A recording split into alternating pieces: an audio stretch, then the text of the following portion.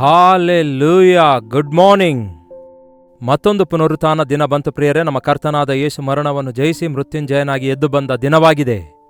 ಇದನ್ನು ಪ್ರತಿ ಭಾನುವಾರ ನಾವು ಜ್ಞಾಪಕ ಮಾಡಿಕೊಳ್ಳಬೇಕು. ಯಾಕೆಂದರೆ ನಾವು ಜೀವವುಳ್ಳ ದೇವರನ್ನು ಸೇವಿಸುತ್ತಾ ಇದ್ದೇವೆ.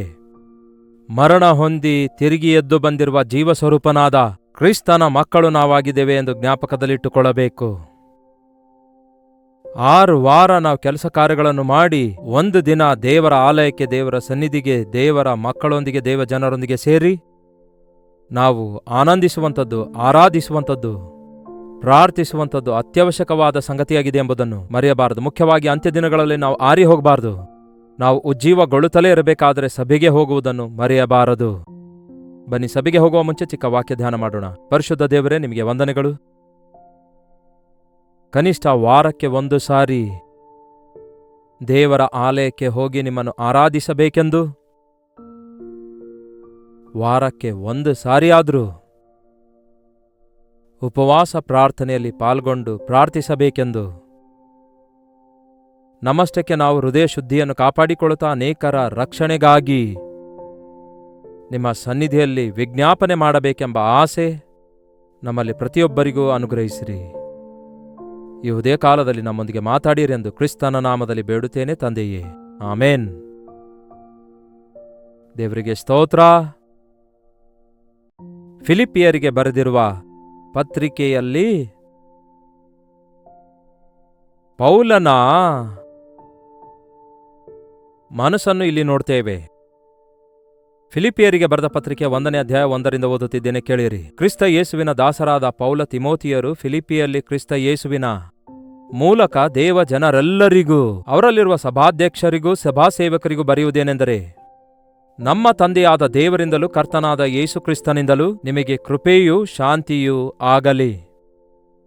ನೀವು ಮೊದಲಿನಿಂದಲೂ ಇಂದಿನವರೆಗೂ ಸುವಾರ್ಥ ಪ್ರಚಾರ ವಿಷಯದಲ್ಲಿ ನೀವು ಸಹಕಾರಿಗಳಾಗಿದ್ದೀರೆಂದು ನೋಡಿ, ಈ ಒಳ್ಳೆ ಕೆಲಸವನ್ನು ನಿಮ್ಮಲ್ಲಿ ಪ್ರಾರಂಭಿಸಿದಾತನು ಅದನ್ನು ನಡೆಸಿಕೊಂಡು ಯೇಸು ಕ್ರಿಸ್ತನು ಬರುವ ದಿನದೊಳಗಾಗಿ ಸಿದ್ಧಿಗೆ ತರುವನೆಂದು ನನಗೆ ಭರವಸೆ ಉಂಟು.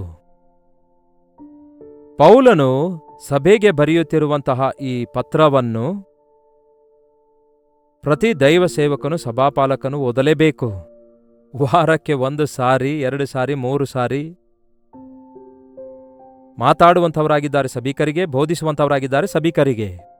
ಆದರೆ ವಿಚಿತ್ರವೇನೆಂದರೆ, ಭಾನುವಾರವೂ ಕೂಡ ಈ ದಿನ ಸಭೆ ತುಂಬಲಾರದೇ ಇರುವಂಥದ್ದು. ಅಂದರೆ ಕ್ರಿಸ್ಮಸ್ ದಿನದಂದು ಬಂದಷ್ಟು, ನ್ಯೂ ಇಯರ್ಗೆ ಬಂದಷ್ಟು ಜನ ಪ್ರತಿ ಭಾನುವಾರ ಯಾಕೆ ಬರಲ್ಲ? ಆದಿವಾರ ದೇವರ ಸನ್ನಿಧಿಗೆ ಹೋಗಬೇಕೆಂಬುದನ್ನು ಯಾವತ್ತೂ ಜ್ಞಾಪಕದಲ್ಲಿಟ್ಕೊಳ್ರಿ. ಕರ್ತನ ದಿನವನ್ನು ಸನ್ಮಾನಿಸುವುದಾದರೆ ದೇವರು ನಮ್ಮನ್ನು ಸನ್ಮಾನಿಸುತ್ತಾರೆ. ಆ ದಿನಗಳಲ್ಲಿ ಚರ್ಚ್ಗಳ ಬಿಲ್ಡಿಂಗ್ಗಳಿರಲಿಲ್ಲ. ಪೌಲನು ಸುವಾರ್ತೆ ಸಾರಲು ಈ ರೀತಿ ಮೀಡಿಯಾ ಇರಲಿಲ್ಲ. ಹಾಗಾಗಿ ಅವನು ಒಂದು ಪತ್ರ ಬರೆಯುತ್ತಾ ಇದ್ದ. ಅವನು ಹೇಳುವ ಮಾತೇನೆಂದರೆ, ಅವನು ಸಂಪಾದಿಸಿರೋದು 1 ಸಭೆ ಅಷ್ಟೇ ಅಲ್ಲ, ಅವನು ಸಂಪಾದಿಸಿದ ಆತ್ಮಗಳು ಯಾವುದೆಲ್ಲ ಸ್ಥಳದಲ್ಲಿದ್ದಾರೋ ಅವರಿಗೆ ಪತ್ರದ ಮೂಲಕವೇ ಅವನು ತನ್ನ ಎಚ್ಚರಿಕೆಯನ್ನು, ದೇವರ ಎಚ್ಚರಿಕೆಯನ್ನು ತಲುಪಿಸುತ್ತಿದ್ದ. ಫಿಲಿಪ್ಪಿದಲ್ಲಿರುವ ಸಭೆಗೆ ಅವನು ಬರೆಯುತ್ತಾ ಇರುವುದೇನೆಂದರೆ, ಮೊದಲ ದಿನದಿಂದ ನೀವು ನನ್ನೊಂದಿಗೆ ಸೇವೆಯಲ್ಲಿ ಸಹಕಾರಿಗಳಾಗಿದ್ದೀರಿ. ನಿಮ್ಮೊಳಗೆ ದೇವರು ಸತ್ಕ್ರಿಯೆಯನ್ನು ಪ್ರಾರಂಭಿಸಿದ್ದಾರೆ. ರಕ್ಷಿಸಲ್ಪಟ್ಟಾಗ ನಮ್ಮೊಳಗೆ ದೇವರ ಕ್ರಿಯೆ ಪ್ರಾರಂಭವಾಗ್ತದೆ ಪ್ರಿಯರೇ. ಒಳ್ಳೆ ಕೆಲಸ, ದೇವರ ಸತ್ಕ್ರಿಯೆ.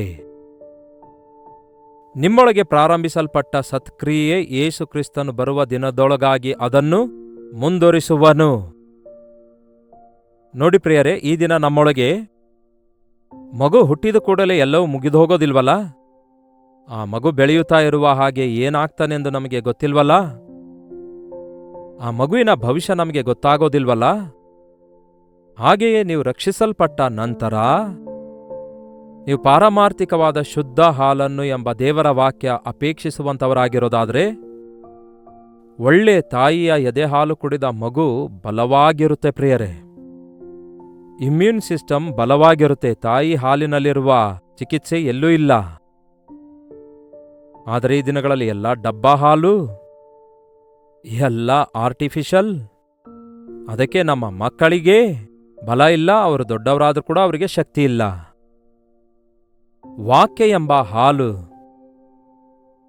ಒಬ್ಬ ಬೋಧಕನು ವಾಕ್ಯದಿಂದ ಬೆಳೆಸಬೇಕು ಮಕ್ಕಳನ್ನು, ಕಂಪ್ಯೂಟರ್ ಹಾಲಲ್ಲ, ರೆಡಿಮೇಡ್ ಮೆಸೇಜ್ಗಳಿಂದ ಅಲ್ಲ. ಒಂದು ತಾಯಿ ಪೋಷಿಸಿದ ಹಾಗೆ, ಒಂದು ತಾಯಿಯ ಕಾಳಜಿಯ ಮೇರೆಗೆ ಅವರು ಹೇಗಾದರೂ ಮಾಡಿ ಮಕ್ಕಳು ಆಹಾರ ಭುಜಿಸಬೇಕು.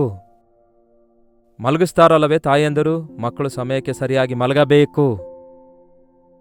ಚಿಕ್ಕ ಮಕ್ಕಳಿಗೆ ತಂದೆ ತಾಯಿಗಳು ಯಾವಾಗ ನೋಡಿದ್ರು ಕೂಡ ಅದನ್ನು ಮಾಡಬೇಡಿ, ಇದನ್ನು ಮಾಡಬೇಡಿ, ಅದು ಬೇಡ, ಇದು ಬೇಡ ಎಂದು ಎಷ್ಟೋ ವಿಷಯಗಳನ್ನು ಕಲಿಸುತ್ತಾರೆ. ಕಠಿಣವಾಗಿದ್ರೂ ಕೂಡ ಹಾಗೆ ಕಲಿಸುವಾಗ ಅವರು ಬೆಳೆದು ದೊಡ್ಡವರಾದಾಗ ದೊಡ್ಡ ವ್ಯಕ್ತಿಗಳಾಗ್ತಾರೆ. ಈ ದಿನ ಸಭೆಗಳಲ್ಲಿರುವಂತಹ ವಿಶ್ವಾಸಿಗಳು ಸರಿಯಾಗಿ ತಿದ್ದಲ್ಪಡಬೇಕೆಂಬ ಆಸೆ ಇಲ್ಲ. ರಕ್ಷಿಸಲ್ಪಟ್ಟ ತಕ್ಷಣವೇ ನನಗೊಂದು ಅದ್ಭುತವಾದ ಸಾಕ್ಷಿ ಇರೋದ್ರಿಂದ ನನ್ನಷ್ಟಕ್ಕೆ ನಾನು ಹೋಗಿ ಸಾಕ್ಷಿ ಹೇಳ್ಕೊಳ್ತೇನೆ. 4-5 ವರ್ಷಗಳವರೆಗೂ ದೇವರ ಸಭೆಗೆ ಹೋಗಿ ವಾಕ್ಯ ಕೇಳುತ್ತಾ ಕೂತಿರೋದ್ರಿಂದಲೇ ನನಗೂ ಕೂಡ ಈಗ ವಾಕ್ಯ ಸಾರಲು ಗೊತ್ತಿರೋದ್ರಿಂದ ನಾನೇ ಹೋಗಿ ವಾಕ್ಯ ಹೇಳ್ತೇನೆ, ಸಭೆಗಳನ್ನು ಸ್ಥಾಪಿಸುತ್ತೇನೆ ಅಂದುಕೊಳ್ಳುವಂಥದ್ದು ಅದೊಂದು ಅಮಾಯಕತ್ವವಾಗಿರುತ್ತೆ. ನಿಮ್ಮೊಳಗೆ ಪ್ರಾರಂಭಿಸಲ್ಪಟ್ಟ ಸತ್ಕ್ರಿಯೆ ಕ್ರಿಸ್ತನ ಬರೋಣದವರೆಗೂ ಅದು ಮುಂದುವರಿಯುತ್ತಲೇ ಇರಬೇಕು. ದೇವರೇ ನಿಮ್ಮೊಳಗಡೆ ಕಾರ್ಯ ಮಾಡ್ತಿದ್ದಾರೆ, ನಿಮ್ಮಷ್ಟಕ್ಕೆ ನೀವು ಕಾರ್ಯ ಮಾಡಿಕೊಳ್ಳುವ ಅಗತ್ಯವಿಲ್ಲ. ನಿಮಗೆ ಬೇಕಾದದೆಲ್ಲ ಆತನು ಏರ್ಪಡಿಸಿಕೊಡ್ತಿದ್ದಾರೆ. ನಿಮ್ಮನ್ನು ಎಲ್ಲಿ ಯಾವ ರೀತಿ ಕಳಿಸಬೇಕು, ಹೇಗೆ ಉಪಯೋಗಿಸಿಕೊಳ್ಳಬೇಕು ಎಂಬುದು ಆತನಿಗೆ ಗೊತ್ತು. ಸಭೆಯಲ್ಲಿರುವ ಪ್ರತಿ ವಿಶ್ವಾಸಿ ದೇವರಿಂದ ಉಪಯೋಗವಾಗುತ್ತಾರೆ. ಒಂದು ಸಾರಿ ಕ್ರಿಸ್ತನ ರಕ್ತದಲ್ಲಿ ತೊಳೆಯಲ್ಪಡುವುದಾದರೆ, ದೇವರು ನಿಮ್ಮನ್ನು ಕೊಂಡುಕೊಳ್ಳುವುದಾದರೆ, ದೇವರು ನಿಮ್ಮನ್ನು ಉಪಯೋಗಿಸಿಕೊಳ್ಳುವುದಕ್ಕಾಗಿಯೇ. ಬಹಳಷ್ಟು ಜನ ಒಂದು ಸ್ಥಾನಕ್ಕೆ ಸೇರಿದ ಕೂಡಲೇ ಇನ್ನು ಸಾಕಂದುಕೊಳ್ತಾರೆ. ಆದರೆ ನಾವು ಕ್ರಿಸ್ತನ ಸಾರೂಪ್ಯಕ್ಕೆ ಮಾರ್ಪಡಬೇಕು, ಆತನ ಚಿತ್ತದೊಳಗೆ ಸೇರಿಸಲ್ಪಡಬೇಕು, ಆತನಿಗೆ ಸಾಕ್ಷಿಯಾಗಿ ಬದುಕಬೇಕು ಎಂಬ ಆಸೆ ಇಲ್ಲ. ಏನ್ ಸಿಗುತ್ತೆ ಚರ್ಚಿಗೆ ಹೋದರೆ ಅನ್ನುತ್ತಾರೆ. ಏನ್ ಸಿಗಬೇಕು ಹೇಳಿ? ನಿಮಗೆ ಗೊತ್ತಾಗಲಾರದ ಹಾಗೆ ನಿಮ್ಮೊಳಗೆ ದೊಡ್ಡ ಮಾರ್ಪಡುವಿಕೆ ಉಂಟಾಗುತ್ತೆ. ನೀವು ನೂತನಗೊಳಿಸಲ್ಪಡುತ್ತೀರಿ. ನೀವು ಹಿಂದಕ್ಕೆ ತಿರುಗಿ ನೋಡುವಾಗ ನಿಮ್ಮ ಬಿಹೇವಿಯರ್ನಲ್ಲಿ, ನಿಮ್ಮ ಆಸೆಗಳಲ್ಲಿ, ನಿಮ್ಮ ಕೋರಿಕೆಗಳಲ್ಲಿ, ನಿಮ್ಮ ಆರ್ಥಿಕ ಪರಿಸ್ಥಿತಿಗಳಲ್ಲಿ, ನಿಮ್ಮ ಆರೋಗ್ಯ ಪರಿಸ್ಥಿತಿಗಳಲ್ಲಿ ಮಾರ್ಪಡುವಿಕೆ ಉಂಟಾಗುತ್ತೆ. ದೇವರ ಆಲಯಕ್ಕೆ ಹೋಗುವವರಲ್ಲಿ ದಿನೇ ದಿನೇ ಅಭಿವೃದ್ಧಿಯುಂಟಾಗ್ತದೆ. ಮೇಲಿಂದ ಮೇಲೆ ದೇವರ ಆಲಯದೊಳಗೆ ನಾವು ಹೋಗುವಾಗ ಸ್ವಸ್ಥತೆಯನ್ನು ಹೊಂದುತ್ತೇವೆ. ನಮ್ಮ ಶಾಪಗಳು ಅಳಿಸಿ ಹಾಕಲ್ಪಡ್ತವೆ. ನಾವು ಆಶೀರ್ವಾದ ಹೊಂದುತ್ತೇವೆ. ಆತನ ಬೊಕ್ಕಸದಿಂದ ಅಂದರೆ ಆಶೀರ್ವಾದಗಳಿಂದ ತಿರುಗಿ ಬರುತ್ತೇವೆ. ದೇವರು ತನ್ನ ಕಾರ್ಯ ನಡೆಸುತ್ತಲೇ ಇದ್ದಾರೆ. ಆತನು ನಮ್ಮನ್ನು ಮಾರ್ಪಡಿಸುತ್ತಲೇ ಇದ್ದಾರೆ. ಕರ್ತನ ದಿನದವರೆಗೂ ಆ ಕಾರ್ಯ ಮುಂದುವರಿಯಬೇಕೆಂದು ನಿಮ್ಮೆಲ್ಲರಿಗೋಸ್ಕರ ನಾನು ಪ್ರಾರ್ಥನೆಯಲ್ಲಿ ಯಾವಾಗಲೂ ಸಂತೋಷದಿಂದ ವಿಜ್ಞಾಪಿಸುತ್ತಾ ನಿಮ್ಮನ್ನು ಜ್ಞಾಪಕ ಮಾಡಿಕೊಳ್ಳುವಾಗೆಲ್ಲ ನನ್ನ ದೇವರಿಗೆ ಕೃತಜ್ಞತಾಸ್ತುತಿಯನ್ನು ಸಲ್ಲಿಸುತ್ತೇನೆ. ನೀವೆಲ್ಲರೂ ನನ್ನೊಂದಿಗೆ ದೇವರ ಕೃಪೆಯಲ್ಲಿ ಪಾಲುಗಾರರಾಗಿದ್ದೀರೆಂದು ನಿಮ್ಮನ್ನು ನನ್ನ ಹೃದಯದಲ್ಲಿಟ್ಟುಕೊಂಡಿದ್ದೇನೆ ಅನ್ನುತ್ತಾನೆ. ಅಬ್ಬಾ, ಪೌಲನಿಗೆ ಆತ್ಮಗಳ ಮೇಲಿರುವ ಭಾರ, ಪ್ರೀತಿ ಹೇಗಿದೆ ನೋಡಿ. ಒಬ್ಬ ಸಭಾಪಾಲಕ ಸಭೆಯೊಳಗಿರುವ ಪ್ರತಿ ವ್ಯಕ್ತಿಯನ್ನು ಹೃದಯದೊಳಗಿಟ್ಟುಕೊಳ್ಳಬೇಕು. ಪ್ರತಿ ವ್ಯಕ್ತಿಯ ಅವಶ್ಯಕತೆಗೋಸ್ಕರ ಹೃದಯಪೂರ್ವಕವಾಗಿ ಪ್ರಾರ್ಥನೆ ಮಾಡಬೇಕು. ಸಭೆಯೊಳಗಿರುವ ವಿಶ್ವಾಸಿಗಳು ಬಾಧೆ ಪಡುವಾಗ ದೈವ ಸೇವಕನು ಬಾಧೆ ಪಡುವವನಾಗಿರಬೇಕು. ಸಂತೋಷಗೊಳ್ಳುವಾಗ ಅವರ ಸಂತೋಷದಲ್ಲಿ ಪಾಲುಗಾರನಾಗಬೇಕು. ಒಳ್ಳೆ ಕುರುಬನು ತನ್ನ ಕುರಿಗಳನ್ನು ಅರಿತುಕೊಳ್ಳುತ್ತಾನೆ. ಒಳ್ಳೆ ಕುರುಬನು ತನ್ನ ಕುರಿಗಳಿಗೋಸ್ಕರ ತನ್ನ ಪ್ರಾಣವನ್ನೇ ಕೊಡುತ್ತಾನೆ. ಈ ದಿನ ಸಭೆಗಳು ಚದರಿ ಹೋಗುವುದಕ್ಕೆ ಕಾರಣ ಸಭಾಪಾಲಕರು ಸರಿಯಾಗಿಲ್ಲದಕ್ಕಾಗಿಯೇ. ನಮ್ಮ ಸಭೆಯಲ್ಲಿ ಸಭಾಪಾಲಕರು ಸರಿಯಾಗಿಲ್ಲ ಎಂದು ಹೇಳಿಕೊಂಡು ನೀವು ಕೂತ್ಕೊಂಡ್ರೆ ಸಾಲೋದಿಲ್ಲ. ನೀವು ನಿಮ್ಮ ಸಭೆಗಳು ಉಜ್ಜೀವನಗೊಳ್ಳುವ ಹಾಗೆ ಪ್ರಾರ್ಥಿಸುವುದಾದರೆ, ನಿಮ್ಮ ಸಭಾಪಾಲಕನ ಸಹಿತವಾಗಿ ನೀವೆಲ್ಲರೂ ಉಜ್ಜೀವನಗೊಳ್ಳುವ ಹಾಗೆ ಪರಿಶುದ್ಧಾತ್ಮ ದೇವರು ತನ್ನ ಬಲವನ್ನು ಸುರಿಯ ಮಾಡುತ್ತಾರೆ. ಪೌಲನಿಗಿರುವ ಅಭಿಲಾಷೆ ಅದು. ಇದೇ 1ನೇ ಅಧ್ಯಾಯ 9ನೇ ವಚನ. ನಿಮ್ಮ ಪ್ರೀತಿಯು ಹೆಚ್ಚುತ್ತಾ ಹೆಚ್ಚುತ್ತಾ ಪೂರ್ಣ ಜ್ಞಾನ ವಿವೇಕಗಳಿಂದ ಕೂಡಿದ ಉತ್ತಮ ಕಾರ್ಯಗಳು ಯಾವುದೆಂದು ನೀವು ವಿವೇಚಿಸುವವರಾಗಿರಬೇಕೆಂತಲೂ, ಕ್ರಿಸ್ತನು ಬರುವ ದಿನದಲ್ಲಿ ನೀವು ಸರಳರಾಗಿಯೂ ನಿರ್ಮಲರಾಗಿಯೂ ಯೇಸು ಕ್ರಿಸ್ತನ ಮೂಲಕ ಸುನೀತಿ ಎಂಬ ಫಲದಿಂದ ತುಂಬಿದವರಾಗಿಯೂ ಕಾಣಿಸಿಕೊಂಡು ದೇವರಿಗೆ ಘನತೆಯನ್ನು ಸ್ತೋತ್ರವನ್ನು ತರಬೇಕೆಂತಲೂ ಬೇಡಿಕೊಳ್ಳುತ್ತೇನೆ. ಎಂತಹ ಪ್ರಾರ್ಥನೆ ನೋಡಿ. ಸಭೆಯಲ್ಲಿರುವಂಥವರೆಲ್ಲರೂ ಅನುಭವ ಜ್ಞಾನವನ್ನು ಸಂಪಾದಿಸಿಕೊಳ್ಳಬೇಕು, ಪ್ರೀತಿಯಿಂದ ತುಂಬಿಕೊಳ್ಳಬೇಕು, ಅಭಿವೃದ್ಧಿ ಹೊಂದಬೇಕು, ನೀತಿಯ ಫಲದಿಂದ ತುಂಬಿಕೊಂಡಿರಬೇಕು, ಕ್ರಿಸ್ತನ ಬರೋಣದವರೆಗೂ, ಕರ್ತನ ಬರೋಣದವರೆಗೂ ನಿಷ್ಕಳಂಕರಾಗಿಯೂ ನಿರ್ದೋಷಿಗಳಾಗಿಯೂ ಇರಬೇಕೆಂದು ಪ್ರಾರ್ಥಿಸುತ್ತಾನೆ. ಈ ದಿನದ ಪಾಸ್ಟರ್ಸ್ಗಳ ಪ್ರಾರ್ಥನೆ: ಹೊಟ್ಟೆ ನೋವು ತೆಗೆದಾಕು ದೇವ್ರೆ, ಕಾಲು ನೋವು ತೆಗೆದಾಕು, ಹೊಟ್ಟೆ ನೋವು ತೆಗೆದಾಕಿರಿ, ಜ್ವರ ಕಡಿಮೆ ಮಾಡಿ, ವೀಸಾ ಕೊಡಿಸಿರಿ. ಇವೇ ಆಗಿವೆ ಅಲ್ಲವೇ? ಇವೆಲ್ಲ ನೀವು ಬೇಡಿಕೊಳ್ತಾ ಇದ್ದೀರಿ, ಇವುಗಳಿಗಾಗಿ ಪ್ರಾರ್ಥಿಸ್ತಾ ಇದ್ದೀರಿ.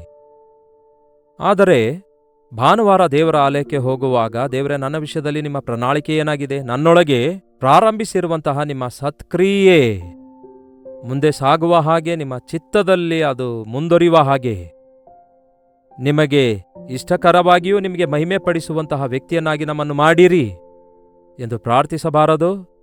ಸಭಾಪಾಲಕನು ಸಭೆಯನ್ನು ಸರ್ವಸತ್ಯದಲ್ಲಿ ನಡೆಸುವಂತಹ ಪರಿಶುದ್ಧಾತ್ಮನ ಸಹಾಯದೊಂದಿಗೆ ಆಳವಾದ ವಿಷಯಗಳಿಗೆ, ಆಧ್ಯಾತ್ಮಿಕ ವಿಷಯಗಳಿಗೆ ನಡೆಸಬೇಕಲ್ಲವೇ? ನಿಮ್ಮ ಸಭೆಗೋಸ್ಕರ, ನಿಮ್ಮ ಸೇವಕರಿಗೋಸ್ಕರ ನೀವೆಷ್ಟು ಪ್ರಾರ್ಥನೆ ಮಾಡ್ತಾ ಇದ್ದೀರಿ? ಯಾರಾದರೂ ಸಭಾಪಾಲಕರು ಈ ಮಾತು ಕೇಳ್ತಾ ಇರೋದಾದರೆ, ನಾವು ನಮ್ಮ ಸಭೀಕರನೆಲ್ಲ ನಮ್ಮ ಹೃದಯದೊಳಗಿಟ್ಟುಕೊಳ್ಳಬೇಕು ಪ್ರಿಯರೇ. ಒಂದು ಡ್ಯೂಟಿ ಮಾಡಿದ ಹಾಗೆ ಮಾಡಲಾರದೆ, ಒಬ್ಬ ತಾಯಿ ತನ್ನ ಮಕ್ಕಳನ್ನು ಪ್ರೀತಿಯಿಂದ ಬೆಳೆಸುವ ಹಾಗೆ, ಮಕ್ಕಳಿಗೆ ತಾಯಿ ತನ್ನ ಹೊಟ್ಟೆಯಲ್ಲಿಟ್ಕೊಂಡು ಬೆಳೆಸುತ್ತಾಳಲ್ಲವೇ? ಮನಸ್ಸಲ್ಲಿಟ್ಕೊಂಡು ಅವರನ್ನು ಪ್ರೀತಿಸ್ತಾಳೆ. ಈ ದಿನ ನಮ್ಮ ಜೀವಿತದಲ್ಲೂ ಹಾಗೂ ಅನೇಕರ ಜೀವಿತದಲ್ಲಿಯೂ ಆತ್ಮಗಳ ಭಾರ ಇಲ್ಲದಕ್ಕಾಗಿಯೇ ನಾವು ರಕ್ಷಣೆಯ ಕಾರ್ಯ ಕಾಣ್ತಾ ಇಲ್ಲ. ರಕ್ಷಿಸಲ್ಪಟ್ಟವರು ಆತ್ಮಿಕವಾಗಿ ಬೆಳೆಯಬೇಕು. ಕ್ರಿಸ್ತನು ನಮ್ಮನ್ನು ಯಾತಕ್ಕಾಗಿ ರಕ್ಷಿಸಿದ್ದಾರೆಂದು, ಯಾವ ಸತ್ಕ್ರಿಯೆ ನಮ್ಮೊಳಗೆ ಪ್ರಾರಂಭಿಸಿದ್ದಾರೆಂದು ಪರಿಪೂರ್ಣವಾಗಿ ತಿಳಿಯಬೇಕು. ಕರ್ತನ ಬರೋಣದವರೆಗೂ ಮುಂದುವರಿಯಬೇಕು ಎಂಬ ಆಸೆ ಈ ದಿನ ಅನೇಕರಿಗಿಲ್ಲ. ಪೌಲನು ಹೇಳ್ತಾನೆ, ಅವನಿಗೆ ಸೆರೆಮನೆಯಲ್ಲಿಟ್ಟಾಗ ಅವನ ಸುವಾರ್ತೆ ಕೆಲಸ ನಿಂತೋಯ್ತು. ಆದರೆ ಆ ಸಮಯದಲ್ಲಿ ಪೌಲನು ಮಾಡಿರುವ ಸೇವೆಯ ಫಲಿತಾಂಶವಾಗಿ ವಾಕ್ಯ ಕೇಳಿ ರಕ್ಷಿಸಲ್ಪಟ್ಟು, ವಾಕ್ಯದಿಂದ ತಿದ್ದು ಸರಿಪಡಿಸಲ್ಪಟ್ಟ ಅನೇಕರು ಈ ದಿನ ಸೇವೆ ಮಾಡ್ತಿದ್ದಾರೆ. ದೇವರಿಗೆ ಸ್ತೋತ್ರ. ದೊಡ್ಡ ದೊಡ್ಡ ದೈವ ಸೇವಕರು ಈ ಲೋಕ ಬಿಟ್ಟು ಹೋದ ನಂತರ ಅವರು ಸ್ಥಾಪಿಸಿರುವ ದೊಡ್ಡ ದೊಡ್ಡ ಸಭೆಗಳಲ್ಲಿ, ಸಂಸ್ಥೆಗಳಲ್ಲಿ ಈ ದಿನ ಸರಿಯಾಗಿರುವಂತಹ ಸೇವಕರು ಇಲ್ಲದಕ್ಕಾಗಿ ಆ ಭಾರ, ಆ ಪ್ರೀತಿ, ಆ ನಂಬಿಕೆ, ಆ ಸಮರ್ಪಣೆ, ತ್ಯಾಗ ಇಲ್ಲದಕ್ಕಾಗಿಯೇ ಸಭೆಗಳು ಈ ದಿನ ಚೆದರಿ ಹೋಗುತ್ತಾ ಇವೆ. ಸಭೆಯಲ್ಲಿ ವಾಕ್ಯ ಇಲ್ಲದಿದ್ದರೆ ಅದು ಅಯಸ್ಕಾಂತಕ್ಕೆ ಶಕ್ತಿ ಇಲ್ಲದೆ ಇರುವಾಗ ಹೇಗೆ ಬಿದ್ದೋಗ್ತದೋ ಹಾಗೆ ವಿಭಜನೆಗಳುಂಟಾಗ್ತವೆ. ಅದಕ್ಕಾಗಿಯೇ ಈ ದಿನ ಬಹಳಷ್ಟು ಜನ ದೊಡ್ಡ ದೊಡ್ಡ ಸಭೆಯಲ್ಲಿದ್ದಂಥವರು ಬಿಟ್ಟು ಚಿಕ್ಕ ಚಿಕ್ಕ ಸಭೆ ಆರಂಭಿಸ್ತಿದ್ದಾರೆ. ಒಳ್ಳೆಯದೇ, ಅದು ಒಳ್ಳೆಯದೇ ಎಂದು ನಾನು ಹೇಳ್ತಾ ಇಲ್ಲ, ಪೌಲನು ಹೇಳ್ತಿದ್ದಾನೆ. ಪರವಾಗಿಲ್ಲ, ನಾನು ಸೆರೆಮನೆಯಲ್ಲಿ ಇದ್ದಿದ್ದಕ್ಕಾಗಿ ನಾನು ಸಂಪಾದಿಸಿರುವ ಆತ್ಮಗಳನ್ನು ಕೆಲವರು ಭಾರವುಳ್ಳಂಥವರು ವಾಕ್ಯ ಪ್ರಕಟಿಸುವುದರಲ್ಲಿ ವಿಸ್ತರಿಸುತ್ತಿದ್ದಾರೆ. ಏನು ಹೇಳ್ತಾನೆ ನೋಡಿ, 14ನೇ ವಚನ: ಸಹೋದರರಲ್ಲಿ ಅನೇಕರು ನನ್ನ ಬೇಡಿಗಳ ನಿಮಿತ್ತ ಸ್ಥಿರ ನಂಬಿಕೆಯುಳ್ಳವರಾಗಿದ್ದು ನಿರ್ಭಯದಿಂದ ದೇವರ ವಾಕ್ಯ ಸಾರುವುದಕ್ಕಾಗಿ ವಿಶೇಷವಾದ ಧೈರ್ಯ ತಂದುಕೊಂಡಿದ್ದಾರೆ. ಅವರು ನಿರ್ಭಯದಿಂದ ವಾಕ್ಯ ಸಾರುವುದಕ್ಕಾಗಿ ಧೈರ್ಯ ತಂದುಕೊಂಡಿದ್ದಾರೆ, ಅವರಿಗಾಗಿ ಸ್ತುತಿಸುತ್ತೇನೆ ಅನ್ನುತ್ತಾನೆ. ಆದರೆ ಕೆಲವರು ಹೊಟ್ಟೆಕಿಚ್ಚಿನಿಂದಲೂ ಕಲಹ ಬುದ್ಧಿಯಿಂದಲೂ, ಕೆಲವರು ಒಳ್ಳೆ ಬುದ್ಧಿಯಿಂದಲೂ ಕ್ರಿಸ್ತನನ್ನು ಪ್ರಕಟಿಸುತ್ತಿದ್ದಾರೆ. ಏನು ಹೇಳ್ತಾನೆ? ಕೆಲವರು ಒಳ್ಳೆಯವರಾಗಿ ಅದೇ ಭಾರದಿಂದ ಮಾಡ್ತಿದ್ದಾರೆ, ಕೆಲವರು ಪೈಪೋಟಿಯಿಂದ ಮಾಡ್ತಿದ್ದಾರೆ, ಕೆಲವರು ಕಲಹದಿಂದ ಮಾಡ್ತಿದ್ದಾರೆ, ಕೆಲವರು ಅಸೂಯೆಯಿಂದ ಮಾಡ್ತಿದ್ದಾರೆ. ಈ ದಿನ ಇದು ಅಕ್ಷರಶಃ ನಿಜ. ಸೇವಕರು ಸೇವೆಯಲ್ಲಿ ಪೈಪೋಟಿ ಮಾಡುವುದು, ಒಂದು ಸಭೆಯವರು ಇನ್ನೊಂದು ಸಭೆಯನ್ನು ದ್ವೇಷಿಸುವುದು, ಅಯ್ಯೋ, ಇದು ಯೇಸುಕ್ರಿಸ್ತನಿಗೆ ಮತ್ತೊಮ್ಮೆ ಗಾಯಗೊಳಿಸಿದ ಹಾಗಿದೆ. ಪ್ರಿಯರೇ, ನೀವು ನಿಜವಾಗ್ಲೂ ಒಬ್ಬರನ್ನೊಬ್ಬರು ಪ್ರೀತಿ ಮಾಡಿಕೊಳ್ಳುವುದರಿಂದ ನನ್ನ ಶಿಷ್ಯರೆಂದು ಲೋಕ ತಿಳಿದುಕೊಳ್ತದೆ ಎಂದು ಯೇಸು ಹೇಳಿದರೆ, ಈ ದಿನ ಸಭೆಯಲ್ಲಿರುವಂತಹ ವಿಶ್ವಾಸಿಗಳಲ್ಲಿ ಐಕ್ಯತೆ ಇಲ್ಲ, ಸಭಾಪಾಲಕರಲ್ಲಿ ಐಕ್ಯತೆ ಇಲ್ಲ. ಬೈಬಲನ್ನೇ ಹಿಡಿದುಕೊಂಡು ಬೈಬಲನ್ನು ಬೋಧಿಸುವವರ ವಿರುದ್ಧವಾಗಿ ವಿಮರ್ಶೆ ಮಾಡುವಂಥವರಿದ್ದಾರೆ. ಒಂದು ವೇಳೆ ಬೇರೆಯವರ ಜೀವಿತದಲ್ಲಿ ಒಂದು ಲೋಪಗಳಿದ್ರೆ, ನಿಮ್ಮ ದೃಷ್ಟಿಗೆ ಅವರ ಪರಿಸ್ಥಿತಿ ಅರ್ಥ ಆಗದ ಇರುವಾಗ ನೀವು ನೇರವಾಗಿ ಹೋಗಿ ಹೇಳುವುದರ ಬದಲಿಗೆ ಆ ವಿಷಯವನ್ನು ಓಪನ್ ಆಗಿ ಸೋಷಿಯಲ್ ಮೀಡಿಯಾದಲ್ಲಿ ಹೇಳುವುದು ಅವಶ್ಯಕವಿಲ್ಲವಲ್ಲ. ಅದರಿಂದ ನಮ್ಮನ್ನು ನಾವೇ ಹಾನಿ ಮಾಡಿಕೊಳ್ತೇವೆ. ಅದರಿಂದ ಅನೇಕ ಜನರು, ನೂತನ ವಿಶ್ವಾಸಿಗಳು ಬಲಹೀನರಾಗುತ್ತಾರೆ. ಅದಕ್ಕೆ ಅದು ಆ ವಿಶ್ವಾಸಿಗಳಿಗೆ ಆಯುಧವಾಗಿ ಮಾರ್ಪಡುತ್ತೆ. ವಿವೇಕದಿಂದಲೂ ಜ್ಞಾನದಿಂದಲೂ ನಂಬಿಕೆಯಿಂದಲೂ ದೈವ ಭಯದಿಂದಲೂ ನೀವು ಅಭಿವೃದ್ಧಿಯಾಗಬೇಕೆಂದು ನಿಮಗಾಗಿ ಪ್ರಾರ್ಥಿಸ್ತೇನೆ ಅನ್ನುತ್ತಾನೆ. ಕೆಲವರು ಕಕ್ಷದಿಂದ ಕ್ರಿಸ್ತನನ್ನು ಪ್ರಕಟಿಸುತ್ತಿದ್ದಾರೆ. 18ನೇ ವಚನದಲ್ಲಿ ಏನು ಹೇಳ್ತಾನೆ ನೋಡಿ, ಏನಾದರೆ ಏನು, ಕಕ್ಷದಿಂದಾಗಲಿ ಸತ್ಯದಿಂದಾಗಲಿ ಹೇಗೇ ಆಗಲಿ ಕ್ರಿಸ್ತನು ಪ್ರಕಟಿಸಲ್ಪಡುತ್ತಿರುವುದಕ್ಕಾಗಿ ಸಂತೋಷಿಸ್ತೇನೆ, ಇನ್ನು ಮುಂದೆಯೂ ಸಂತೋಷಿಸುತ್ತೇನೆ ಅನ್ನುತ್ತಾನೆ. ಯಾರು ಯಾವುದೇ ರೀತಿಯಾಗಿ ಪ್ರಕಟಿಸುತ್ತಾ ಇದ್ರೂ ಕೂಡ ಯೇಸುವಿನ ನಾಮ ಪ್ರಕಟಿಸಲ್ಪಡ್ತಿದೆ ಎಂಬ ಒಂದೇ ವಿಷಯದಲ್ಲಿ ನಾವೆಲ್ಲರೂ ಸಂತೋಷ ಪಡಬೇಕು. ಒಂದಲ್ಲ ಒಂದು ರೀತಿಯಲ್ಲಿ ಯೇಸುವಿನ ನಾಮದಲ್ಲಿ ಶಕ್ತಿ ಇರೋದ್ರಿಂದ, ಆ ನಾಮವು ಪ್ರಕಟಿಸಲ್ಪಡುತ್ತಾ ಇರೋದ್ರಿಂದ, ಪ್ರಕಟಿಸುವವನಿಗೆ ಸಂಬಂಧವಿಲ್ಲದಿದ್ದರೂ ಕೂಡ ಪರಿಶುದ್ಧಾತ್ಮನು ತನ್ನ ಕಾರ್ಯ ನೆರವೇರಿಸುತ್ತಾರೆ. ಅದಕ್ಕೆ ಒಬ್ಬ ಸೇವಕನು ದೇವರೊಂದಿಗೆ ಸರಿಯಾಗಿಲ್ಲದಿದ್ದರೂ ಕೂಡ ಅವನ ಸೇವೆಯಲ್ಲಿ ಅನೇಕ ಮಂದಿ ರಕ್ಷಣೆ ಹೊಂದುತ್ತಾ ಇರ್ತಾರೆ. ಹೌದು, ನಮ್ಮ ಸೇವೆಯಲ್ಲಿ ಯಾರಾದರೂ ರಕ್ಷಣೆ ಹೊಂದಿರುವುದಾದರೆ ನಾನೇ ದೊಡ್ಡ ದೈವ ಸೇವಕನು ಅಂದುಕೊಳ್ಳುವುದು ಅಜ್ಞಾನವಾಗಿರುತ್ತೆ. ಯಾಕೆಂದರೆ ನ್ಯಾಯ ತೀರ್ಪಿನ ದಿನದಲ್ಲಿ ನಾನು ಬೋಧಿಸಿದ್ದೇನಲ್ಲವೇ, ನಾನು ಸ್ವಸ್ಥಪಡಿಸಿದ್ದೇನಲ್ಲವೇ ಎಂದು ಹೇಳ್ತಾರಂತೆ ಸೇವೆ ಮಾಡುವವರೆಲ್ಲರೂ ಹೇಳುವಾಗ. ಅದರಲ್ಲಿ ನೀವ್ಯಾರು ನಾನು ಅರಿಯನು ಎಂದು ಯೇಸು ಯಾರಿಗೆ ಹೇಳ್ತಾರೆ? ನೀವು ಯಾವ ಉದ್ದೇಶದಿಂದ ಸುವಾರ್ತೆ ಸೇವೆಯನ್ನು ಮಾಡಿದ್ದೀರೋ, ಕಕ್ಷದಿಂದಲೋ, ಅಸೂಯೆದಿಂದಲೋ, ಮತ್ಸರದಿಂದಲೋ ಎನ್ನುವುದರ ಮೇರೆಗೆ, ನಿಮ್ಮ ಕೆಲಸದ ಮೇರೆಗೆ ದೇವರು ನಿಮಗೆ ಪ್ರತಿಫಲ ಕೊಡ್ತಾರೆ. ಅಗ್ನಿ ಪರೀಕ್ಷೆಯ ಮುಖಾಂತರ ಧೂಳು, ಹುಲ್ಲು, ಹೊಟ್ಟು ಎನ್ನುವಂತಹ ಸೇವೆಗಳು ಬೂದಿಯಾಗ್ಬಿಡ್ತವೆ. ಬಂಗಾರ, ಹವಳ, ಬೆಳ್ಳಿಯಂತಹ ಅಮೂಲ್ಯವಾದ ಸೇವೆಗಳು ಬೆಂಕಿಯಲ್ಲಿ ನಿಲ್ಲುತ್ತವೆ. ಹಾಗಾಗಿ ವಿಮರ್ಶಿಸುವವರಾಗಿರದೆ ನಮ್ಮನ್ನು ನಾವು ಪರೀಕ್ಷಿಸಿಕೊಳ್ಳುವವರಾಗಿ, ನಮ್ಮ ಸೇವೆ ಹೇಗಿದೆ, ನಾವು ನಮ್ಮ ಸಭೆಯಲ್ಲಿ ಯಾವ ರೀತಿಯಾಗಿದ್ದೇವೆ ಎಂಬುದಾಗಿ ನಮ್ಮನ್ನು ಪರಿಶೋಧಿಸಿಕೊಳ್ಳುವುದಕ್ಕಾಗಿ ಸಭೆಗೆ ಹೋಗಿ ಇತರ ಸಭೆಗಳನ್ನು ವಿಮರ್ಶಿಸಲಾರದೆ, ತಿರಸ್ಕರಿಸುವಂಥವರಾಗಿರದೆ, ಯೇಸು ನಾಮ ಧರಿಸಿರುವ ಪ್ರತಿಯೊಬ್ಬರಿಗೋಸ್ಕರ ನಾವು ಭಾರದಿಂದ ಪ್ರಾರ್ಥಿಸುವಂಥದ್ದು, ಸಭೆಯಾಗಿ ಪ್ರಾರ್ಥಿಸುವಂಥದ್ದು, ದೈವ ಸೇವಕರೆಲ್ಲರಿಗೋಸ್ಕರ ಪ್ರಾರ್ಥಿಸುವಂಥದ್ದು ನಮ್ಮ ಸಭೆಯಲ್ಲಿ ನಾನು ಕಲಿಸುತ್ತಿದ್ದೇನೆ. ನಾವೆಲ್ಲರೂ ಕಲಿಯೋಣ ಪವಿತ್ರಾತ್ಮನ ಕಾರ್ಯಗಳನ್ನು ಪ್ರಪಂಚದಾದ್ಯಂತ ನೋಡೋಣ. ಪ್ರಾರ್ಥನೆ. ಪರಿಶುದ್ಧ ದೇವರೇ, ಪ್ರೀತಿಯುಳ್ಳ ತಂದೆಯೇ, ಪ್ರೀತಿ ನಮಗೆ ದಯಪಾಲಿಸಿರಿ, ಐಕ್ಯತೆ ನಮಗೆ ದಯಪಾಲಿಸಿರಿ. ತಪ್ಪುಗಳನ್ನು ಎತ್ತಿ ಹಿಡಿಯುತ್ತಾ ವಿಮರ್ಶಿಸುವಂಥವರಾಗಿರಲಾರದೆ ಇತರರನ್ನು ತಿದ್ದುಪಾಟು ಮಾಡುವುದಕ್ಕಾಗಿ ಸರಿಯಾದ ಮಾರ್ಗದಲ್ಲಿ ತಪ್ಪಾದ ಮಾರ್ಗದಲ್ಲಿರುವವರನ್ನು ನಡೆಸುವ ಹಾಗೆ, ದೇವರ ಸತ್ಕ್ರಿಯೆ ಅವರಲ್ಲಿ ಮುಂದುವರಿಯುವ ಹಾಗೆ, ಪವಿತ್ರಾತ್ಮನ ಕಾರ್ಯಗಳು ನಡೆಯುವ ಹಾಗೆ ಈ ಅಂತ್ಯಕಾಲದಲ್ಲಿ ಯೇಸು ನಾಮ ಧರಿಸಿರುವಂತಹ, ಯೇಸುವನ್ನು ಆರಾಧಿಸುವಂತಹ ಪ್ರಪಂಚದಾದ್ಯಂತ ಇರುವ ಸಾರ್ವತ್ರಿಕ ಸಭೆಯಲ್ಲಿ ದೊಡ್ಡ ಉಜ್ಜೀವನವನ್ನು ಉಂಟು ಮಾಡಿರಿ. ಮುಂಗಾರು ಮಳೆಯನ್ನು ಸುರಿಯ ಮಾಡಿ ದೊಡ್ಡ ಆತ್ಮಗಳ ಫಲಗಳನ್ನು ಕೊಯ್ಯಲು ಸಹಾಯ ಮಾಡಿರೆಂದು ಕ್ರಿಸ್ತನ ನಾಮದಲ್ಲಿ ಬೇಡುತ್ತೇನೆ ತಂದೆಯೇ, ಆಮೇನ್. ತಂದೆಯಾದ ದೇವರ ಪ್ರೀತಿಯು, ಮಗನಾಗಿರುವ ಕ್ರಿಸ್ತನ ಕೃಪೆಯು, ಆದರಣೆಕರ್ತನಾದ ಪವಿತ್ರಾತ್ಮನ ಸಹವಾಸವು ಕೂಡಿ ಬಂದ ನಮ್ಮೆಲ್ಲರ ಸಂಗಡ ಇಂದಿಗೂ ಸದಾಕಾಲಕ್ಕೂ ನೆಲೆಯಾಗಿರಲಿ. ಆಮೇನ್. ದೇವರಿಗೆ ಸ್ತೋತ್ರ. ನಿಮ್ಮ ಪ್ರಾರ್ಥನಾ ಮನವಿ 8939731313 ನಂಬರ್ಗೆ ಹೊರದೇಶದಿಂದಲೂ ಸಹಾಯ ಇರುವುದಾದರೆ ಇದೇ ನಂಬರ್ಗೆ ನಿಮ್ಮ ಮನವಿಗಳನ್ನು ಕಳಿಸಿಕೊಡಿರಿ. ನಿಮಗಾಗಿ ನಾವೆಲ್ಲರೂ ತಪ್ಪದೆ ಪ್ರಾರ್ಥನೆ ಮಾಡ್ತಿದ್ದೇವೆ. ಈ ಕರ್ತನ ದಿನದಲ್ಲಿ ಕರ್ತನನ್ನು ಆರಾಧಿಸುವುದಕ್ಕಾಗಿ ನಿಮ್ಮ ಸಭೆಗಳಿಗೆ ತಪ್ಪದೆ ಹೋಗಿರಿ. ನಿಮ್ಮ ಚರ್ಚಸ್ಗಳಿಗೆ ಹೋಗಿ ನಿಮ್ಮ ಚರ್ಚಸ್ಗಳಿಗೆ ಪ್ರಾರ್ಥಿಸಿರಿ, ನಮಗಾಗಿಯೂ ಪ್ರಾರ್ಥಿಸಿರಿ. ಕರ್ತನ ಚಿತ್ತವಿರುವುದಾದರೆ ಮತ್ತೆ ನಾಳೆ ಇದೇ ಅನುದಿನದ ಧ್ಯಾನ ಎಂಬ ಕಾರ್ಯಕ್ರಮದಲ್ಲಿ ಮತ್ತೆ ಭೇಟಿಯಾಗೋಣ. ಅಲ್ಲಿವರೆಗೂ ದೇವರ ಮಹಾಕೃಪೆ ನಿಮ್ಮೆಲ್ಲರೊಂದಿಗಿರಲಿ.